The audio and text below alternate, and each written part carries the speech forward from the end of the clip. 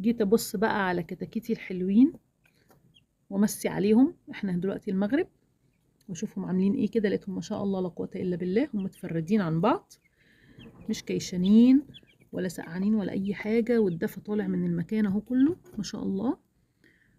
بس ما شربوش ميه كفايه، الميه دي انا حاطه لهم فيها الدواء بتاعهم، التحصينه بتاعتهم.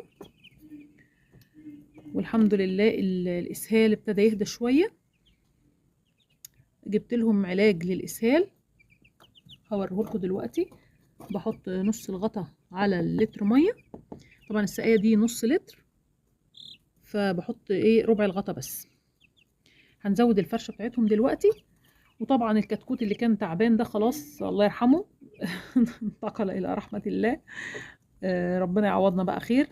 بس هو الحمد لله ان هي جت في الاول كده يعني، وهم زي الفل هم منتشرين. يعني معنى كده ان هم دافيانين، معنى كده ان التهويه مظبوطه، معنى كده ان كل حاجه مظبوطه. اهم 3 حاجات للفراخ: فرشه، تدفئه، تهويه. بدل التهويه مظبوطه والفرشه مظبوطه مش بعدهم، لان هي متبهدله الفرشه تحتيهم، مش عارفه انتوا شايفين مبلوله شويه. هظبطها اهو، مبلوله شويه هظبطها دلوقتي. فبدل الحاجات دي تمام، يبقى كده الفراخ تمام. هو ده الدواء بتاع الاسهال، اشتريته من عند البيطري. طبعا ما قدرتش استنى، قلت لا لازم اديهم دواء الاسهال، لان في كتكوت فيهم مات، فانا مش عارفه بقى هو مات بسبب الاسهال ولا مات بسبب حاجه تانية، انه بردان، انه من الاول اصلا مش كويس، لان هما كده اليوم الرابع ليهم، فهما مش كتير يعني.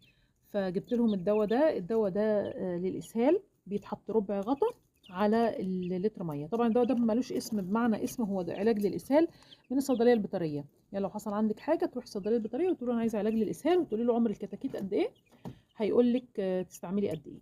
فانا بحط ربع غطا على السقايه نص لتر دي. لو سقايه لتر هتحطي نص غطا.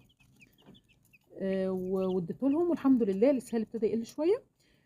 حطيت لهم امبارح والنهارده، وهنحط بكره ان شاء الله. يبقى كده ال3 ايام، وهوقف بقى الدواء وافضل ماشيه معاهم بقى بالخلطات والوصفات، وهقول لكم ان شاء الله الوصفه اللي جايه هعملها لهم ايه.